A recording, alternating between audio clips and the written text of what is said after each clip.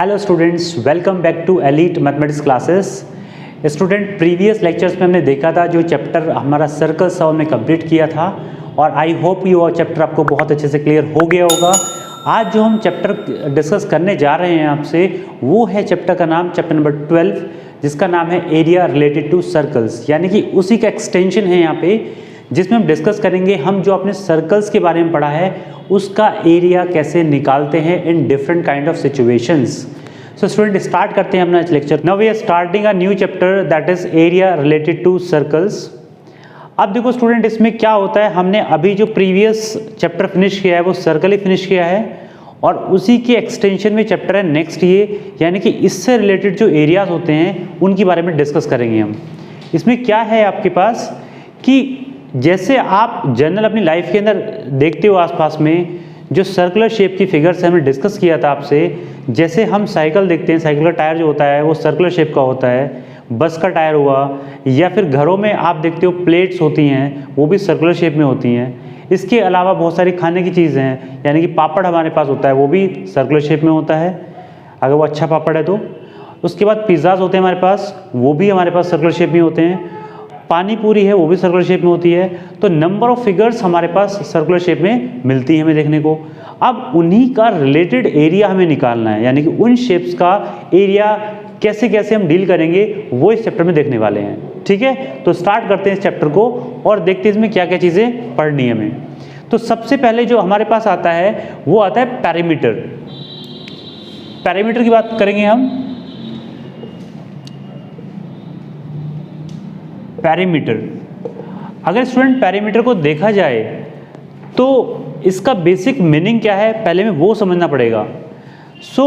Parameter का basic meaning होता है कि जो लेंथ ऑफ द बाउंड्री किसी भी फिगर में, चाहे वो आप रेक्टेंगल जो पढ़ चुके हैं, आप स्क्वायर्स, रोम्बस, पैरेललोग्राम, ये सारे जो फिगर्स हैं उनमें हम क्या पढ़ते हैं, पैरामीटर पढ़ते हैं, एरिया पढ़ते हैं। लेकिन यहाँ पे जो हमारा फोकस है वो किस चीज़ के ऊपर है, सर्कल के ऊपर है, यानी कि सर्कुलर शेप में जो फिगर होंगी उनके एरिया के बारे में बात कर रहे हैं हम।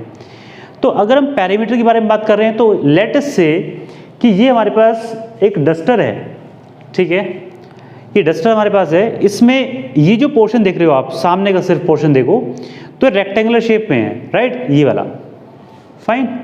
अब अगर हमें इसका पैरामीटर निकालना है तो उसका बेसिक मीनिंग क्या हुआ कि जो लेंथ आपके पास ये वाली है, ये वाली लेंथ, ये वाली और ये वाली, अगर इन चारों लेंथ का सम कर दोगे तो यहाँ पर आपको पैरामीटर ऑफ रेक्टेंगल मिल जाएगा।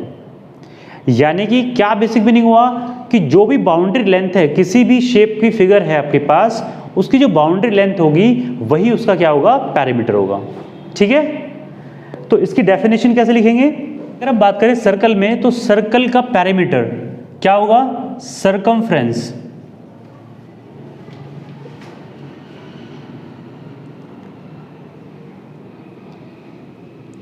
Circumference of circle. Circumference of circle जो होगा वही क्या बोला जाएगा, पैरामीटर ऑफ सर्कल। ठीक है, अब क्या होता है सर्कमफ्रेंस, तो अगर हम देखें यहाँ पे स्टूडेंट्स तो ये हमारे पास सर्कल होता है कुछ इस तरीके से, और जैसे हमने बताया था अभी डस्टर का एग्जांपल लेकर के, ऐसे ये सर्कल है जिसका सेंटर O है, तो इसकी जो लेंथ होगी वो क्या होगी, ये पूरी जो आपकी दिख रही boundary, that is the length and that is called the parameter, और उसी को हम क्या बोलते हैं, सर्कमफ्रेंस ऑफ सर्कल। तीनों बात एक ही है, यानी कि पैरामीटर ऑफ सर्कल के बारे में बात करें तो वही क्या है, सर्कमफ्रेंस ऑफ सर्कल ही होता है। ठीक है, अब एक चीज और देखते हैं कि जो हमारे पास रेडियस जो शब्द हम सुनते हैं, जो हमने सुना है लास्ट चैप्टर में, यानी कि रेडियस क्या होती है, सेंटर से कोई भी लाइन जो सर्कमफ्रेंस पे मीट कर रही हो, इसको हम स्मॉल r से रिप्रेजेंट करते हैं, और जो डायमीटर होता है वो कितना होता है, 2r, यानी कि just double of the radius. ये हम प्रीवियस लेक्चर में बता चुके हैं आपको, जिस स्टूडेंट ने नहीं देखा है वो जाकर के प्लेलिस्ट में चेक करे, आपको वो लेक्चर वहाँ पे मिल जाएगा। डिटेल में आप वहाँ पे जान सकते हो कि वो क्या हमने आपको बताया था। डायमीटर ये है, ये आपका रेडियस है। तो कैसे निकालते हैं हम पैरामीटर को, देखिए यहाँ पे ड्राइव कैसे करते हैं, circumference of circle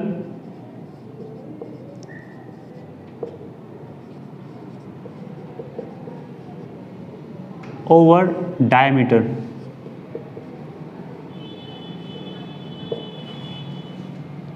circumference of circle और डायमीटर का जो रेशो होता है वो होता है आपका पाई के इक्वल होता है, ठीक है।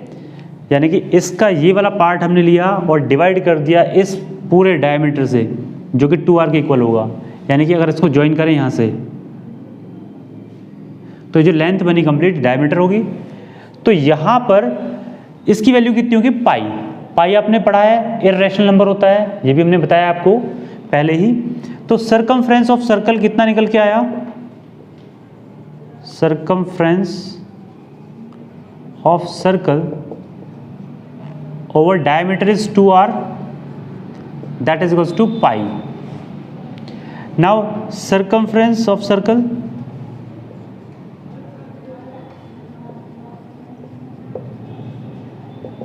is equals to, इधर ये मल्टीप्लाई होगा तो ये आएगा 2 पाई r। यही होता है स्टूडेंट्स circumference of circle, और इसी को हम क्या बोलते हैं, पेरीमीटर ऑफ सर्कल।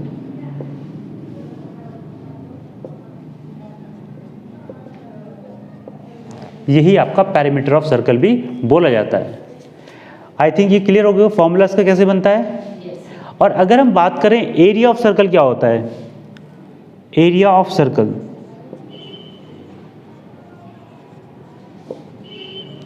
तो एरिया ऑफ सर्कल होता है आपका pi r square. You have learned this formula in class 9th also, both of the formulas you have learn, लेकिन 9th क्लास में आपने ये नहीं पढ़ा होगा उसको निकालते कैसे हैं। सो वी हैव डिस्कस्ड कि पाई की वैल्यू क्या होती है, जो सरकमफ्रेंस से रिलेटेड होती है, और डायमीटर आपको पहले से पता होता है, और इसमें आपने रख करके वैल्यूज़ को इस फॉर्मूले को ड्राइव भी कर लिया है, ठीक है। आगे मूव करते हैं इसमें। स्टूडेंट इस चैप्टर में आपको जब हम स्टार्टिंग कर रहे हैं तो पहले एक्सरसाइज सॉल्व करने के लिए आपको सिर्फ इन 2 फॉर्मूलेज की ज़रूरत पड़ेगी, जो बेसिक फॉर्मूलेज हैं, और इसके बाद हम इन कॉन्सेप्ट्स को जो हम एरिया रिलेटेड टू सर्कल निकाल रहे हैं उसको अप्लाई कैसे करना है वो हम यहाँ पे देखेंगे अब, ठीक है। तो मूव करते हैं फर्स्ट क्वेश्चन पे। Now student look at the very first example of the exercise. The cost of fencing a circular field at a rate of ₹24 per metre is 5280। The field is to be plot at a rate of ₹0.05 यानी कि 50 पैसा पर metre square कह सकते हैं इसको हम। The cost of ploughing the field, आपसे कह रहा है कि एक फील्ड है जो सर्कुलर शेप में है, फाइन। इसको कॉस्ट ऑफ फेंसिंग यानी कि दीवार करनी है या कुछ भी उसकी रुकावट करनी है चारों तरफ से, इस फेंस यानी कि बाउंड्री की कहते हैं उसको, अगर उसके में कॉस्ट ऑफ फेंसिंग दिखाएं तो 24 रुपीज़ पर मीटर लगता है। उसके हिसाब से जो टोटल कॉस्ट बैठती है उसकी फेंसिंग की वो कितनी बैठती है, 5280 रुपीज़, ठीक है। इतना टोटल कॉस्ट बैठता है इस हिसाब से, फाइन। अब वो कहता है कि कितने जो प्लॉ करना है हमको फील्ड को वो 50 पैसा पर मीटर स्क्वायर के हिसाब से प्लॉ करना पड़ेगा आपको, और आपसे पूछ रहा है वो कि cost of the ploughing the field, यानी कितनी टोटल कॉस्ट बैठेगी उसको फील्ड को प्लॉ करने के लिए। तो फील्ड तो पूरा ये है ना जिसको प्लॉ करना है, अंदर वाला फेंस तो ये है आपकी बाउंड्री, फाइन। इसका इन्होंने यहाँ पे दे रखा कॉस्ट ऑफ फेंसिंग, ठीक है भाई। अब हमें अगर इस चीज़ की कॉस्ट निकालने की, प्लॉइंग अगर करना है हमको यहाँ पे, तो कितना इसका पैसा लगेगा इस हिसाब से, इतना 50 पैसे पर मीटर स्क्वायर के हिसाब से टोटल कॉस्ट कितनी बैठेगी वो आपको बतानी है। तो उसको कैसे बताएंगे हम, सबसे पहले में जब एरिया पता होगा इस चीज़ का, इस फील्ड का एरिया पता होगा तभी तो हम उसको बता पाएंगे कि हाँ इतना पैसा इसमें लगने वाला है इसके हिसाब से।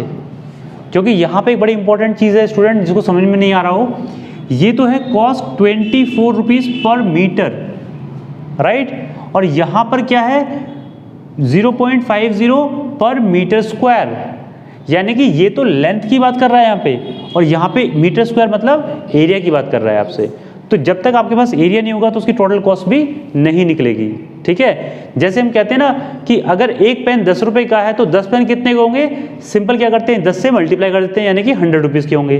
तो ऐसे ही हमारे पास अगर एरिया होगा 1 मीटर स्क्वायर का पता हुआ हमें कहाँ पे है 1 मीटर स्क्वायर कितना है, तो टोटल हमें अगर पता होगा कि इतना है तो उसको हम 1 मीटर के हिसाब से क्या करेंगे, मल्टीप्लाई कर देंगे। तो सबसे पहले हमारा टास्क क्या होगा, उस फील्ड का एरिया फाइंड करना। और उस फील्ड का एरिया फाइंड करने के लिए हम यहाँ पे जो आपको गिवन है उसका यूज़ करने वाले हैं।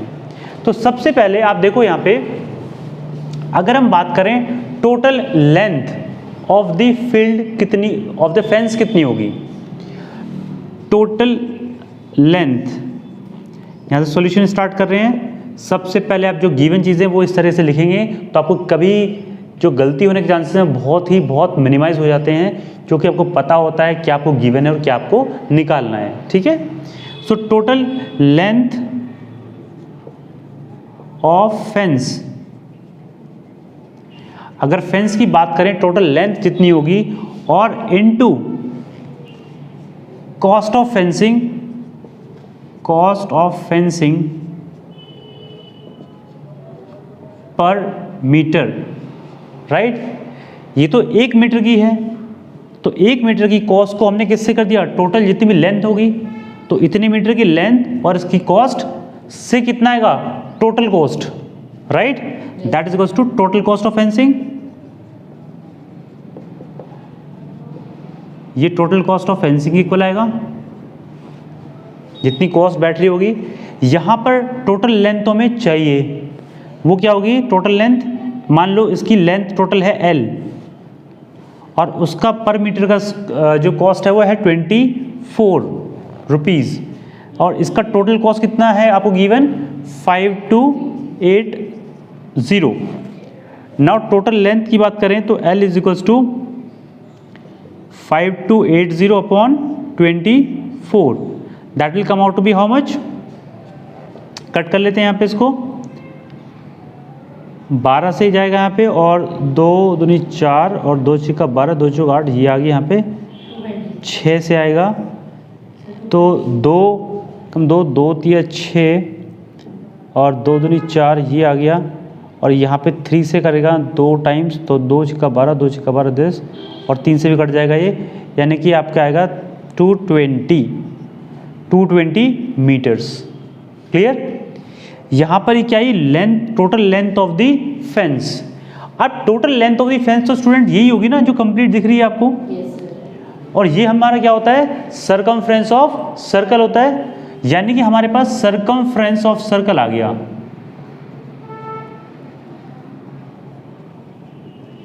सरकमफ्रेंस ऑफ सर्कल कितना है, 220 मीटर। एंड हम जानते हैं कि सरकमफ्रेंस ऑफ सर्कल क्या होता है, 2 पाई आर के इक्वल होता है, दैट इज 220 मीटर। अभी पढ़ा था हमने। यहां से हम क्या निकालेंगे, आर की वैल्यू निकाल लेंगे। आर की कितनी होती है, 220 अपॉन 2 इंटू पाई, यहां से एक बार तो कट कर लेंगे 110, यानी कि आर की वैल्यू आ गई 110 अपॉन पाई। इसको स्टूडेंट थोड़ी देर के लिए ऐसे छोड़ देते हैं हम यहाँ पे, ठीक है। अब हमारे पास चाहिए क्या हमको, एरिया, राइट। मेन हमारा टास्क था area. So area of circle कितना होगा, यानी कि एरिया ऑफ फील्ड बोले हम। ये जो आर की वैल्यू है ये कितनी है यहाँ पे आपके पास, r is equals to 110 upon pi, ठीक है। अब एरिया ऑफ द फील्ड, यही तो सर्कुलर फील्ड है, इसी का एरिया निकालना है, तो कितना होता है pi r square, that is equals to pi into r square, means r square is given to you as 110 upon pi into 110 upon pi, fine. Now this is the area of the field. Now total cost of plowing the field is area of the field into the cost of per meter square. So यहीं पे इसको छोड़ देंगे, अभी solve नहीं कर रहे हैं यहाँ पे, एक साथ ही सॉल्व करेंगे सब कुछ। So cost of plowing the field,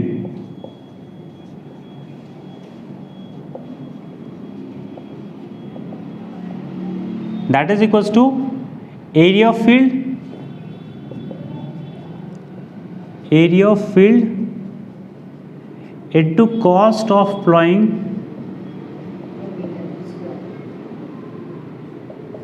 पर मीटर स्क्वायर, जो हमको क्वेश्चन में गिवन प्रोवाइडेड है। तो area of the field is this pi into 110 upon pi into 110 upon pi into जो कॉस्ट है स्टूडेंट्स वो यहाँ पे आपको दे रखी है 0.50, यानी कि 0.5 सिंपल रख लें इसको हम ना। यहाँ पे एक पाई से तो एक पाई कैंसिल आउट होगा और देख रहे थे क्या होगा यहाँ पे 110 इंटू 110 अपॉन 22 और अपॉन 7 वाला ऊपर चला जाएगा और 0.5 यहाँ पे है, राइट। सो यहाँ पर 11 को 1 टाइम्स काटेंगे और यहाँ पे 2 टाइम्स कटेगा ये, राइट। और 2 इंटू 5 यहाँ पे आ जाएगा ये, तो यहाँ पे आएगा आपके पास 5 इंटू 110 इंटू 7 इंटू 0.5।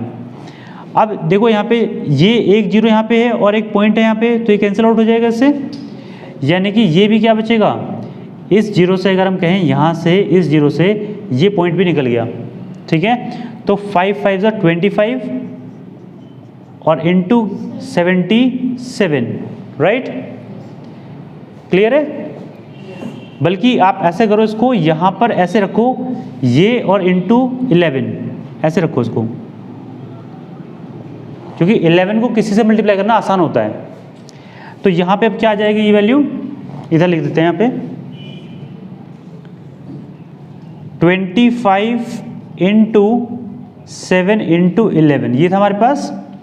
यहाँ पर आ गया 25 इंटू 7 कितना होता है 175, so 175 into 11, so that will come out to be 11 से मल्टीप्लाई करेंगे 55 5 77 एंड 5 82, यानी कि 2 8 11 बन जाए 11 और 8 1925, ये कितना आएगा रुपीज 1925 इज योर आंसर, यानी कि cost of ploughing the field 1925 rupees is a complete cost of ploughing the field.